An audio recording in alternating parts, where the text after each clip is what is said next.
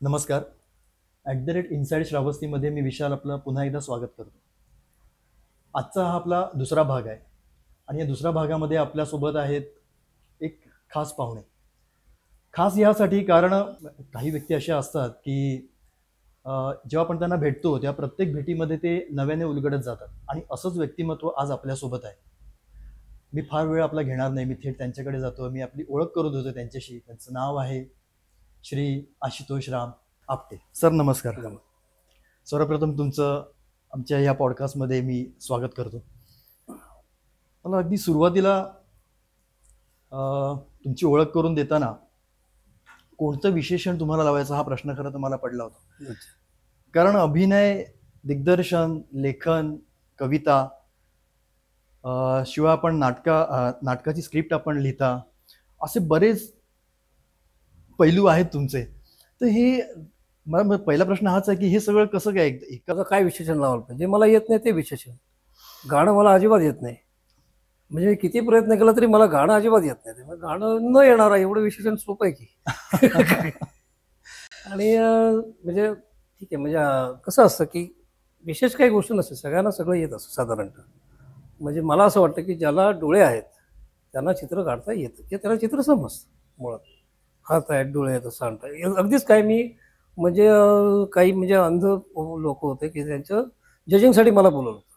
पण मी त्यांनी पाहिलं, म्हणजे त्यांना ठीक आहे, त्यांनी चित्र नाही काढलं, पण त्यांनी काही शिल्प केली होती. म्हणजे गुलाबाचं फूल असेल म्हणजे लक्षात घ्या की त्यांच्या बोटांमध्ये डोळ्यात असं मी त्यांना बनवलं.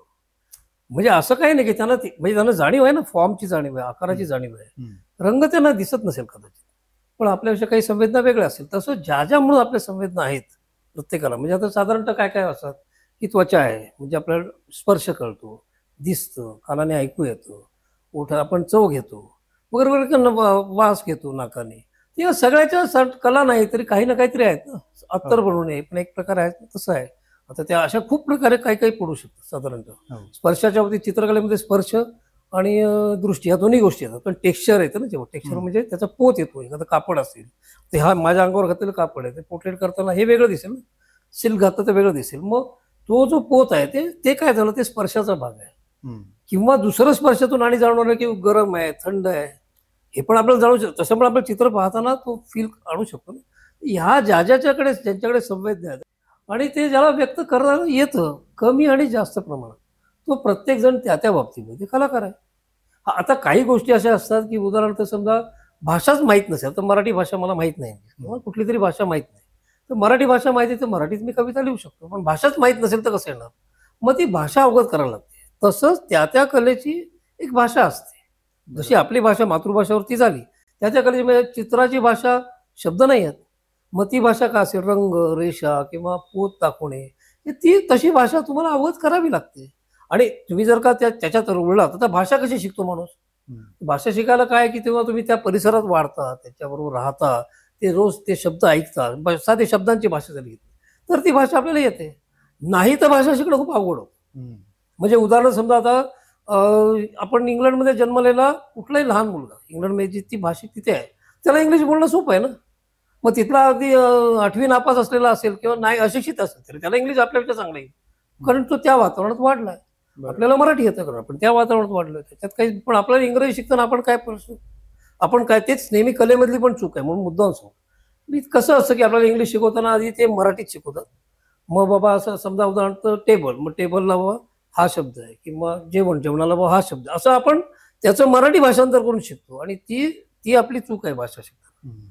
इंग्रजी बोलताना इंग्रजीतच विचार करायला पाहिजे, मराठी बोलताना मराठीतच विचार करायला पाहिजे. बरोबर. तसंच चित्रकलेच्या भाषेत बोलताना चित्रकलेतूनच विचार करायला पाहिजे.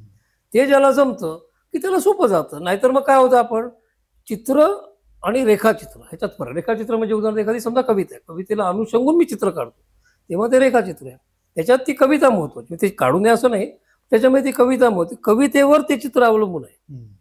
मग इथे काय झालं की मग त्या भाषेत ते जे आहे ते ह्याच्यामध्ये व्यक्त केलंय, पण ओरिजिनल जे कविता आहे त्या कवीने ते स्वतःहून व्यक्त केलं, ते कशावरती तरी आधारित नाही.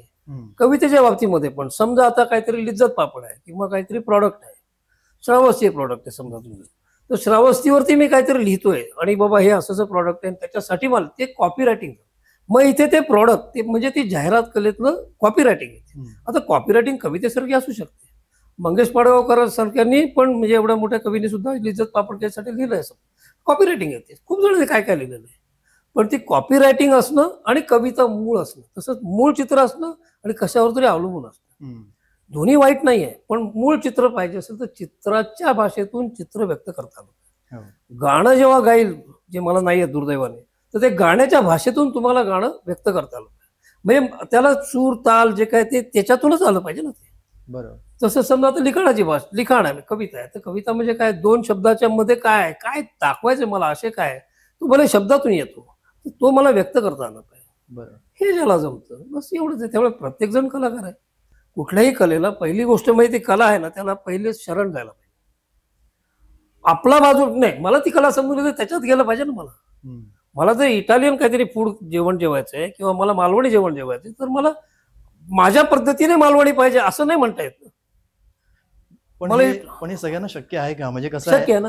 आता भाषेवरती मगाशी तुम्ही म्हणालात की भाषेवरती प्रभुत्व, पण शेवटी हे संस्कार पण खूप महत्वाचे असतात. आपल्या आजूबाजूची मंडळी, लोक, यांचे पण हे संस्कार आपल्यावरती घडतात आणि बरोबर, त्यानंतरच हे सगळ्या गोष्टी होतात. तेच म्हणालो ना की समजा तेही महत्वाचे आहे. तेच म्हणून इंग्लंड मधला इंग्लिश चांगलाच बोलणार ना. त्याला काय इंग्लिश मी कारण सभोवतालचं म्हणून नाही, कलेच्या बाबतीमध्ये पण सभोवतालचं वातावरण ते तसं आता सगळ्यांनी ते आपण करत नाही दुर्दैवाने. बरोबर. आपण सगळे कॉपी कॅट हा इंग्लिश शब्दात आहोत. हम्म. इकडचं याच्यात पण ना, साधा आपण व्हॉट्सअप वापरतो, गुड मॉर्निंगचे मेसेज पण स्वतःहून लिहित नाही आपण, इकडचं काढून फॉरवर्ड करतो, हो, फॉरवर्ड लाईन. स्वतःही वाचत नाही. म्हणजे ते कॉपी कॅट होतं. ते सोडलं पाहिजे. किती दिवस कॉपी करणार आपण? हो. जर जेव्हा आणि चित्रकलेमध्ये कुठल्याही कलेमध्ये स्वतःचं हा महत्वाचा भाग. दुसऱ्याचं उचलून लिहिलेलं त्याला कला म्हणत नाहीत, होऊच शकत नाही. कारण की कला ही अभिव्यक्ती आहे, तुमची अभिव्यक्ती आहे. ती वाईट असेल चांगली असेल हा नंतरचा मुद्दा. आणि चांगली वाईट असं काय ते ठीक आहे, ते म्हणजे त्याचं जे कलेचं व्याकरण असेल किंवा नाही, चित्र व असं आहे तसं आहे, रंग जलरंगाचं काय तंत्र आहे किंवा ती गोष्ट वेगळी आहे, ती नंतरची येते. हम्म. पहिली गोष्ट तुम्ही त्या कलेला, कुठल्याही कलेला शरण जायला पाहिजे, बघताना सुद्धा आणि चित्र काढताना सुद्धा किंवा गाताना सुद्धा. तर तुम्ही असाल म्हणजे साधी गोष्ट आहे की भाषण आणि संभाषण ह्याच्यात फरक आहे की नाही, हो. प्रेम आणि बलात्कार ह्याच्यात फरक आहे की नाही. तसंच चित्र काढण्यामध्ये हेच येतं. जेव्हा मी कॅनव्हासवर चित्र काढतोय किंवा मी काहीतरी लिहितोय, समजा काही कुठली कला, तर मी त्या कॅनव्हासशी संवाद साधला पाहिजे. हम्म. मी चित्र काढतोय असं जेव्हा होतं तेव्हा ते भाषण होतं. भाषणामध्ये एकटाच असतो, समोरच्याला ऐकू ना ऐकू, त्याने फक्त ऐकायचं काम करायचं असतं आणि आपण बोलत राहायचं असतं. संभाषणामध्ये तोही बोलतो. शिक्षणात पण तेच महत्त्वाचं. शिक्षणात पण आपले काय करतात, जास्ती असं सगळे असे नाही, बरेचसे मास्तर बोलून मोकळे होतात. तसं नाही ना, त्याला इंटरॅक्टिव्ह, त्याला कळलं की नाही. बरोबर. तसंच ते चित्रकलेमध्ये पण आहे की त्या कॅनव्हासला माझ्याशी बोलायचं की नाही. हम्म. हे जे म्हणजे मी जर का स्वतःला सोडलं, विसरेल आणि मी चित्र काढेल, माझा इगो जाईल, म्हणजे अहंकार जेव्हा जाईल तेव्हा ते चित्र त्यात होऊ शकतं, चांगलं होऊ शकतं. ज्या दिवशी मी वर डोकावतो असं मला जाणवतं बरं, तेव्हा मला चित्र चांगलं होतच नाही, होऊच शकत नाही. हम्म. कारण की मी पण त्याच्यात दिसतो ना, ऍक्टिंग मध्ये पण. बरोबर. तर मी दिसायला लागलो, बाबा आशुतोष आपटे हा रोल करतोय, ठीक आहे. म्हणजे आता समजा नटसम्राट श्रीराम लागून पासून नाना पाटेकर किंवा बऱ्याच लोकांनी केलं, दत्तापटांनी केलं, प्रत्येकाचा एक काहीतरी ठसा असेल. पण ते करताना ते नटसम्राट जगले ना, त्यांचं जर जगायला गेले असते ते मी दाखवतोय तर संपलं असतं. हम्म. तसं नाही केलं म्हणून त्या भूमिका अजरामर झाल्या ना. म्हणजे भले त्या नटाने केलं, तसं जरी मी ते चित्र काढलं, म्हणजे सफाळ्यातलं एक समजा तांदूळचं लँडस्केप मी केलं काय, वासुदेव कामताने केलं काय, किंवा आणि कोणीतरी केलं काय, चांगलं कुणी चित्रकारांनी केलं काय, त्याचं प्रत्येकाचं वेगळं येणारच आहे, जरी तेच एकच लँडस्केप असलं तरी. परंतु जेव्हा ते मीच काढतोय असं जेव्हा येतं तेव्हा सत्यानाश होतो, बाकी काही होत नाही. मगाशी तुम्ही उल्लेख केला तोच विषय मला थोडा पुढे घ्यायचा आहे की संस्कार खूप महत्वाचे. तुमच्यावरती हे संस्कार कसे, म्हणजे मला थोडा पूर्वेतिहास तुमचा जाणून घ्यायचा आहे की तुम्ही जे स्कूल ऑफ आर्ट मधून चित्रकलेचं प्रशिक्षण पूर्ण केलं, पण त्याआधी म्हणजे विद्यार्थी दशेत असताना किंवा एकूण म्हणजे मुंबईत कसे आलात, जे स्कूल ऑफ आर्टमध्ये कसे आलात, असं थोडंसं जाणून घ्यायचं आहे. सांगतो. कसं आहे की माझा जन्म झाला नाशिक जिल्ह्यामध्ये इगतपुरीमध्ये. इगतपुरी एक सगळ्या बाजूने डोंगराने वेढलेलं सुंदरसं गाव आहे. आणि आधी मी एका चाळीमध्ये राहतो. मग माझे वडील होते रेल्वेमध्ये. नंतर मग त्यांना रेल्वे क्वार्टर खूप छान मिळालं, मी बंगल्यासारखं छान रेल्वे क्वार्टर होतं, ते टेकडीवरती होतं. आता झालं काय की माझ्यावर कुठून संस्कार झाले, तर त्याच्यात महत्वाचा भाग आहे तो माझ्या वडिलांचा. अच्छा. माझे वडील चांगलं लिहायचे, म्हणजे असं काही कुठे दाखवत नव्हते. चित्र खूप चांगलं काढायचे. आणि गंमत अशी म्हणजे मला सांगायला खरंच अभिमान वाटतो की जगात एकमेव माझं घर असं असेल की ज्याच्या घरात चित्रकलेचं प्रदर्शन व्हायचं काय म्हणता? लहानपणी. म्हणजे मी जेव्हा लहान होतो, कारण घर तसं मोठं होतं, म्हणजे रेल्वे क्वार्टर असल्यामुळे हाकेबावमध्ये जेव्हा आम्ही राहायचो तेव्हा नाही झालं. पण माझ्या वडिलांना रांगोळी खूप चांगली काढायची, अच्छा. खूपच चांगली काढायची. म्हणजे आताचे जे फेमस जे काही रांगोळी ते काढतात ना, अगदी चांगली काढायची. म्हणजे रिअलिस्टिक त्यांचं ते छानच रांगोळी. म्हणजे समजा आता 100ची नोट खाली काढली आहे किंवा शालू उमटलेला आहे, अगरबत्ती म्हणजे जे म्हणजे जे लोकांना जे पटकन भावतं किंवा काही पोर्ट्रेट पण असतील, तर ते एवढं सुंदर काढायचे काय त्याच्यात काही प्रश्नच नाही. आणि बरं ते काय करायचे, रांगोळी एकटेच कसं काढणार ना. हा. मग काय करायचं की आमचं घर कसं होतं, म्हणजे इगतपुरीला 12 बंगल्यावरती क्वार्टर, रेल्वे क्वार्टर फर्स्ट फ्लोअरला होतं. एका बिल्डिंगमध्ये 8 असतील घर. मग आम्ही एक आमच्या बाजूचे 4 खाली 4 वरती एवढेच जण असायचे. मोठे मोठं घर होतं. म्हणजे जो वरांडा होता आमचा समोरचा, तो वरांडा म्हणजे क्रिकेटच्या पिच एवढा मोठा होता. अच्छा. म्हणजे असा रुंदीला असं कधी असेल का, पण मग तिथे तो वरांडा, मग आतला आम्ही झोपायचं बेडरूम म्हणजे हॉलच होता. आणि किचन म्हणजे पण एक हॉल होता. आणि शिवाय मग एक कोटीची खोली होती, स्टोर रूम होती. अच्छा. आणि शिवाय बाथरूम बाहेर आणि टॉयलेट आणखी लांब होतं. आणि पाठी पण एक वरांडा होता. असं ते व्यवस्थित मोठं घर होतं. हम्म. मग ते आम्ही सगळेजण काय करायचे, वडील जेव्हा दिवाळी यायची तेव्हा मग आमचं जे मधल्या घरातलं आम्ही सगळे किचनमध्ये राहायला जायचो. सगळे बेड सगळं काढून टाकायचो तिकडचं. हम्म. पुढचा वरांडा तर तिथे काय शिलाई मशीन आणि टेबल वेबल काय दिलं ते काढून टाकायचे. सगळं रिकाम व्हायचं. मग गावातल्या मुलांना वडील बोलवायचे, मुलांना की यंग जे कोण असेल त्यांना रांगोळी शिकवायचे. कारण आणि अच्छा. त्यांच्यावर करेक्शन पण करायचे. कारण त्याला आणि ते दुसऱ्या आता इगतपुरी सगळ्यात त्यावेळेला गावात, आता ते तालुक्याचे जरी गाव असलं तरी एवढं काही नव्हतं. हम्म. आणि तर त्या गावामध्ये मग ते सगळ्यांना घेऊन तसं ते काढायचे. किंवा माझ्या शाळेतले काही शिक्षक वगैरे पण यायचे जे ड्रॉइंग टीचर होते. तर मग त्याच्यावरती ते काढलं की मग ते घरात रांगोळी प्रदर्शन होतं. आणि मग त्याच्यामध्ये ते एक छोटासा बॉक्स ठेवायचे, बॉक्स डबा ठेवायचे हम्म. की त्याच्यावर काय वर ज्यांना कोणाला त्याच्यात डोनेशन टाकायचं फ्री ऑफ चार्ज असायचं, त्याच्यात टाका. त्यात फारसं कोण टाकायचं नाही, वडील स्वतःच त्याच्यात डोनेशन टाकायचे. आणि इकडच्या तलासरीच्या आश्रमाला ते तेव्हा दान करायचे. अच्छा. हे मला नंतर कळलं. म्हणजे तेव्हा मला काय करायचं ते मला तेव्हा लहानपणी कळायचं नाही. आणि गंमत अशी की त्यातलं पण विनोदाचा भाग असा की कसे त्यांचा जो स्वभाव होता इतका सुंदर होता. वडिलांना लेटरिंग पण चांगलं यायचं. अच्छा. खूप माझं अक्षर अतिशय घाण होतं. अजूनही ओरिजिनल मूळ अक्षर माझं घाणच आहे. पण मग ते हळूहळू शिकलो मी कसं ते ठीक आहे. तर ते वडील काय करायचे की रस्त्यावरती आता पोस्टर कसे करणार ना, त्यावेळेला कुणाला कळणार कसं, तर असं ते डांबरी रस्त्यावरती वर आमच्या 12 बंगल्याच्या किंवा गावामध्ये ते असं लिहायचे, आपटे यांच्याकडे रांगोळी प्रदर्शन असं ते यांनी लिहायचे, पेंट करून लिहायचे चुन्याने वर का जाऊन. त्यांच्यावर मी कधी कधी जायचो, जसं हाफ पॅन्टमध्ये पट्टी घेऊन, खडू घेऊन आणि मग ते ब्रश घेऊन असे छान रंगवायचे. एकदा गंमत काय झाली की आपट्यांच्याकडे रंग आमचं प्रदर्शन संपलं. मग ते तसंच राहायचं ना तिकडे. तर कोणीतरी काय केलं, रांगोळीच्या ऐवजी केलं तिकडे. म्हणजे असं. आणि तरी वडिलांना म्हणजे आपटे यांच्याकडे आंघोळी प्रदर्शन. पण त्याने ते हसत बघ काय केलंय म्हणून. म्हणजे असं नाही की ते ठीक असं काही हसतच स्वीकारलं ते. म्हणजे लक्षात आलं माझ्या की ही पण सृजनशीलता आहे ना, हो. रांगोळीचं आंघोळी करणं, हो, हो. क्रिएटिव्हिटी ठीक आहे, त्याच्यात गंमत आहे. पण बरोबर. असं पण झालं. आणि दुसरी गोष्ट ते तर झालं. आणि असे कॉट लावलेले असायचे आमच्याकडे, 2 कॉट समजा असे असले की मग कधी कधी माझं काहीतरी शाळेमध्ये मी काहीतरी नाटकाचं काहीतरी करतोय, तर ते मला तिथे उभं करून मी कसा बोलतो वगैरे असं कधीतरी करून घ्यायचं. पण दुर्दैवाने गाणं मला नाही शिकता आलं. त्याचं कारण असं गाणं ऐकतच नाही आलं. वडिलांची रात्रपाळी दिवसपाळी असं रेल्वेच होते ना. हम्म. मग ते आले की झोपलेलं असायचे. मला रेडिओ होता आमच्याकडे, असं घरात असा अँटिना असायचा पूर्वी एक लांब असायचा, हा. रेडिओ होता. रेडिओ लावायचंच यायचं नाही. आणि मला खूप आवडायचं गायला किंवा ऐकायला, पण ऐकणारच कुठे ना. हा, मी असं ऐकलं की तुम्हाला गाण्याची खूप आवड होती. खूप अजूनही आहे, पण लोकांना माझं गाणं आवडत नाही. त्याला मी काय करणार. तर ते असं ते झालं. आणि मग त्यामुळे मला गाणं काही शिकता नाही आलं, म्हणजे ऐकूच नाही आलं. नीट ऐकलं नाही ना कधी. पण बाकीच्या गोष्टी लिखाण किंवा ते शाळेमध्ये पण निबंध मला आवडायचं, शाळेत नाटकात काम करायचं. आणि माझी शाळा इतकी सुंदर होती, महात्मा गांधी हायस्कूल इगतपुरीची. अच्छा. ते शाळेत त्याचं सुंदर अशासाठी की सगळे खूपसे शिक्षक आमचे चांगले होते, एका दुसरे सोडून द्या, बरेचसे शिक्षक आमचे खूप चांगले होते. आणि त्यातल्या त्यात चित्रकलेला म्हणजे मी 1977 साली 10वी झालो. 1977 सालची गोष्ट. मी तेव्हा इगतपुरी सारख्या म्हणजे एका खेडेगावात, की जरी तालुक्यात असं एवढं मोठं शहर आता खूप वाढलं तेवढं नव्हतं, त्या ठिकाणी आमच्या शाळेमध्ये 3 ड्रॉइंग टीचर होते. अच्छा. चित्रकलेचे 3 शिक्षक होते. आज एक पण नाही मिळत आहे बहुशः शाळेत. काही काही शाळेत असतो एखादा असतो किंवा नसतोच. 3 जण होते. गर्गे, बापू गर्गे म्हणून, ते नाशिकला असत आता. दुसरे 2 कुठे मला माहित नाही, पंडित आणि बागुल. आणि तिन्ही शिक्षक चांगले होते. अच्छा. मुख्य म्हणजे तिन्ही आणि तिने अगदी अशी गर्गेंचा तर माझ्यावरती तसा खूप इन्फ्लुअन्स पडला. म्हणजे गर्गे तर ते आमच्या घरी पण यायचे, रांगोळीच्या वेळी तेव्हाही यायचे. हम्म. पण बागुल सर पण किंवा पंडित सर पण मग ते शाळेसाठी करणं जे चित्र काढायचं असे जे वाहून घेतलेलं असतं ना तसे शिक्षक ते खूप चांगले असतात. म्हणजे बाकीचे शिक्षक चांगले आहेत. म्हणजे आता मला सगळ्यांची नावं नाही आठवत.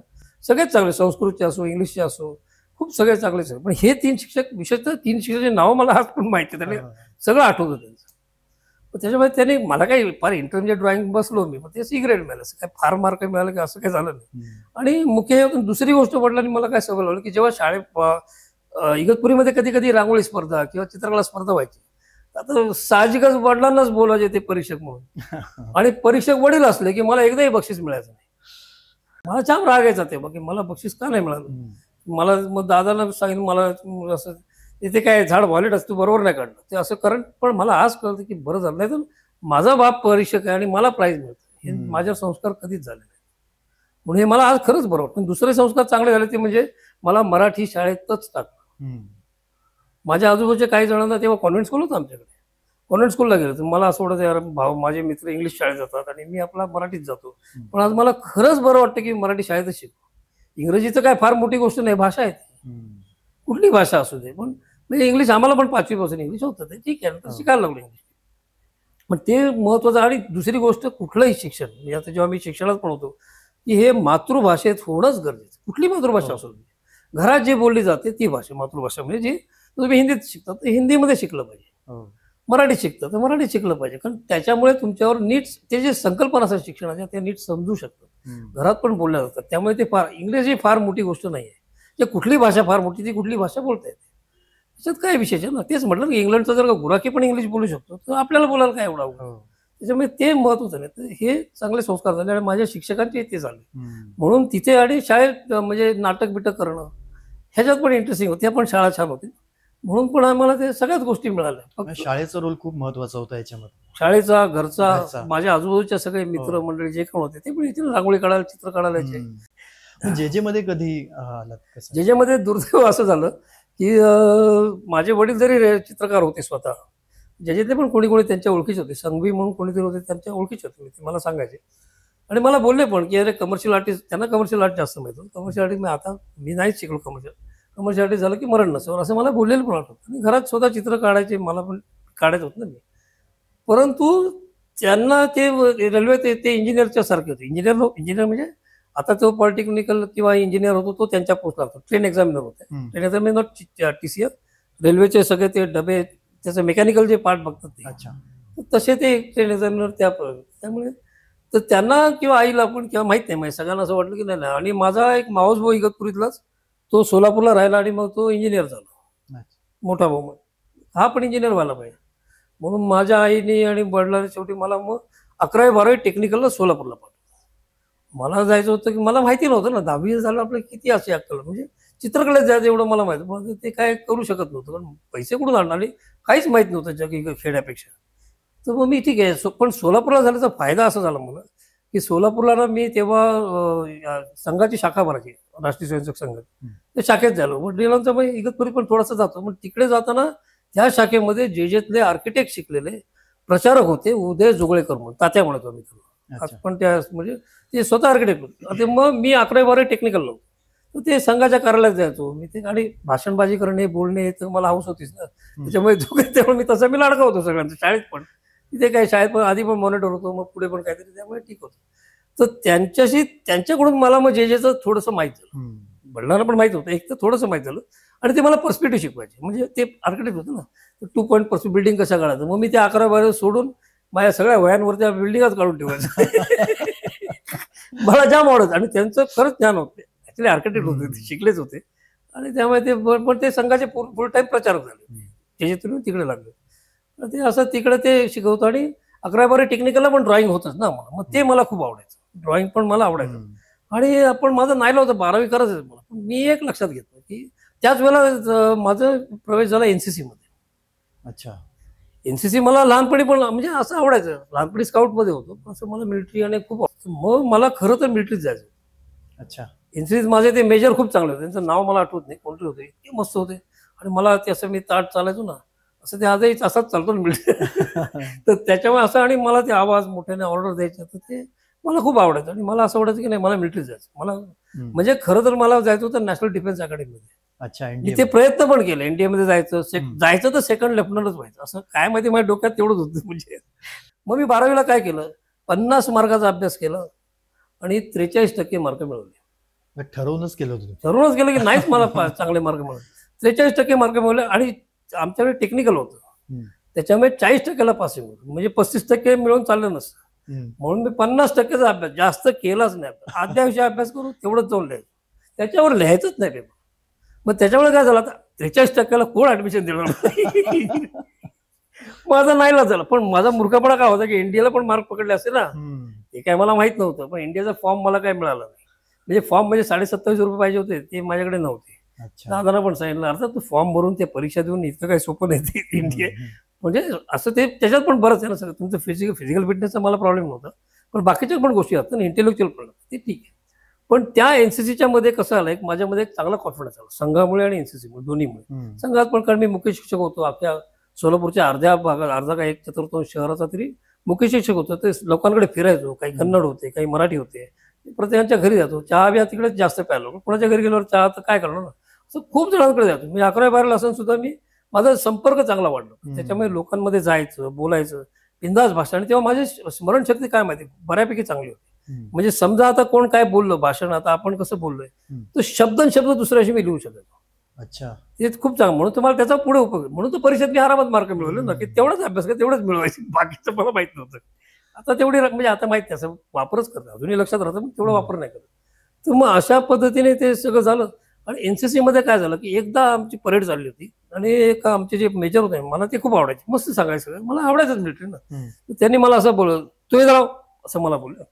आपलं गेलो मग खडा राव इथं. ते प्रेमात बोलो रागात बोलो, ते असेच बोलतात. मी बोललो ठीक आहे, खडा राहून मी आपला गपचूप असा सावधान किंवा विश्राम काय त्या पोजून असं उभा राहिलं त्यांच्या बाजूला. म्हटलं आता आपलं काहीतरी चुकलंय, हे आपल्याला झापणार आहे. त्याला म्हटलं आपण काहीतरी बरोबर चाललो नाही किंवा ऑर्डर दिली नाही काय असं. ते म्हणाले की मग मला बोलले ऑर्डर दो. क्या ऑर्डर, म्हणजे सावधान वर असं सावधान सावधान वगैरे अशी ती असं जोरात सगळे ऑर्डर बिर्डर सगळं दिले. म्हटलं काहीतरी माझं काय चुकतंय. तर त्यांनी काय सांगू, ये है ना ये बच्चा, इसके जैसा ऑर्डर देने का. अच्छा बोला, माझी छाती फुल दिलं. आणि ये कैसा चलता है पैसा चलने का, म्हटलं असं त्यांनी सगळं सांग. अरे मग मी एकदम खुश ना. मला म्हटलं काहीतरी हे झालं. कट्टू नंतर ना त्याच वेळेला मी 11वीची गोष्ट आहे, त्याच वेळेला 11वीच्या मला वाटते मे मध्ये राष्ट्रीय स्वयंसेवक संघाचे शिबिर भरतात. म्हणजे प्रथम वर्ष शिक्षित, द्वितीय, पूर्वी त्याला ओटीसी कॅम्प म्हणायचे, ऑफिसर ट्रेनिंग कोर्स म्हणायचे. आता त्याला प्रथम वर्ष द्वितीय वर्ष असे असतं. त्या प्रथम वर्षाच्या शिबिरासाठी मी गेलो, 1 महिन्याचं शिबिर असतं. ते कुठे गेलो, पुण्यामध्ये. मोठे भावे हायस्कूल कुठेतरी होतं ते मोठ्या मैदान, आणि हजार तरी स्वयंसेवक असते म्हणजे शिकायला आले. आता त्या शिबिरामध्ये झालं काय, ते 1 महिना आम्ही चालू, बाकी सगळं काय संघात पण ऑर्डर मिळवायची मला काही प्रॉब्लेम, मी अग्रेसर म्हणजे पुढे होतो. तर शेवटच्या वेळेला काय झालं, काय शेवटचे काही दिवस ना मला स्वतः सुधीर फडके आम्हाला असं ग्रुप सॉन्ग शिकवू, म्हणजे असं एक गटाने संगीत काहीतरी काय गाणं होतं आठवतं, ते शिकवायला आलं. ते सगळ्यांनी असं गाणं गायचं आणि मग असं सगळ्या 1000 लोक गातील असं काहीतरी होतं. आणि आम्ही सगळे असे प्रॅक्टिस, ते साहजिक ते बाबूजी ते असे समोरून सांगायचे आम्हाला.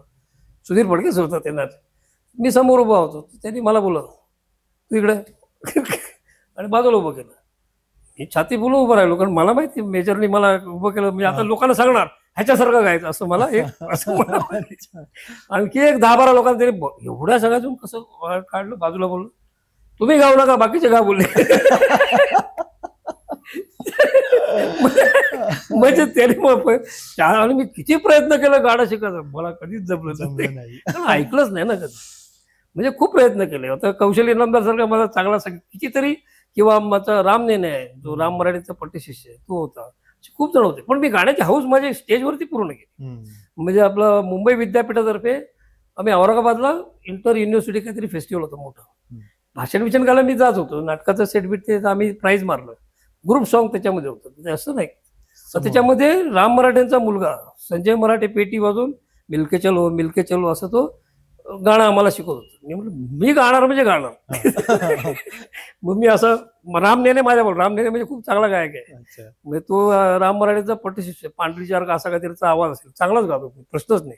त्याने इंडिव्हिज्युअल गाण्यामध्ये बक्षीस मिळवलं होतं. राजेश खामोणकर नावाचा तबला म्हणत आम्ही, तबला वाजवायचा, तो तबला आमच्यावर वाजवायला होता ती गाण्याला. आणि स्वतः संजय मराठे तबल्यामध्ये, राजेश खामोणकर हा अल्लार खाचा शिष्य, झाकीर पण नाही, अल्लार खाचा शिष्य होता. अच्छा. एकदम मस्त तबला वाजवायचा. म्हणजे असे सगळे चांगले, आणि त्यांनी तबल्यामध्ये पण फर्स्ट प्राइज इंडिव्हिज्युअल घेतलं होतं. मग ग्रुप सॉन्ग मध्ये आम्ही हे सगळे असे मी सोडून आणि असे आम्ही सगळे असे हात ठेवून मिलके चलो चलो भाई असं काहीतरी गाणं होतं. तर सगळे ना पुढे सगळ्या पुण्याच्या काहीतरी मुली बसल्या होत्या, म्हणजे 5,000-1,000 मॉब बसला असेल ना. अच्छा. कारण ते युनिव्हर्सिटी सगळीकडचे लोक आले होते, औरंगाबादचे पण लोक होते, मोठ्याच्या मोठा पंडॉलमध्ये होते सगळे. मग ते सगळे माझ्याकडे मुली बघत होते. मग मला पण अच्छा. का बघत असेल माझ्याकडे? हा. त्याचं कारण इतरांचे वोट मिळायचे तेव्हा माझे वोट उघडायचे. बाकी काय नाही, म्हणजे त्या गाड्याला सोडून सगळ्याला मला अवॉर्ड मिळाले. पण माझ्याकडे आता कुठेतरी असेल ते सर्टिफिकेट आहे माझ्याकडे की ग्रुप सॉन्ग मध्ये Group भाग घेतला. song तर मध्ये मुंबई त्याच्यानंतर मग ते भाषण होतं, ते मलाच भाषणासाठी पाठवलं. हम्म. मुंबई विद्यालय कोण भाषण करतं, त्याच्याकडे मी करायचो. अच्छा. ते चांगलं झालं माझं, त्याचं काय प्रॉब्लेम. पण हे गाणं म्हणजे बाबा कधी आयुष्यात मला जमलं नाही. जे स्कूल ऑफ आर्टचा विषय, बरेच असे किस्से तुमच्या आयुष्यात आहेत.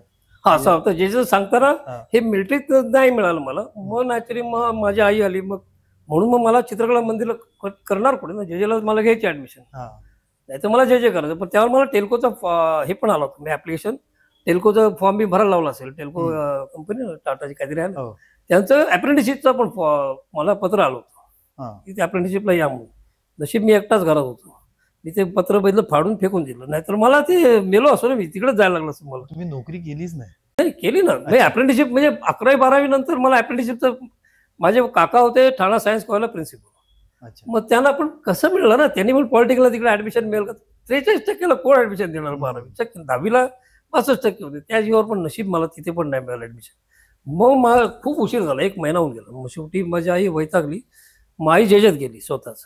अच्छा. आई गेली आणि मग त्याला ऍडमिशन, यंदे सर होते तिकडे. ते मला अजून त्यांनी आईने सांगितलं, मला अजून आठवतं. सर म्हटलं मुलाचे मार्क तुमचे काय वाईट का? त्यावेळेला 62% मग 10वीच्या जीवावर ऍडमिशन मिळायचे. हो. बरे आहेत बाळा, आणि ठीक आहे सी ग्रेड आहे ड्रॉइंगला, एलिमेंटरी इंटरला काय फार नव्हते, मिळू शकले असते ऍडमिशन, पण तुम्ही उशीर केला.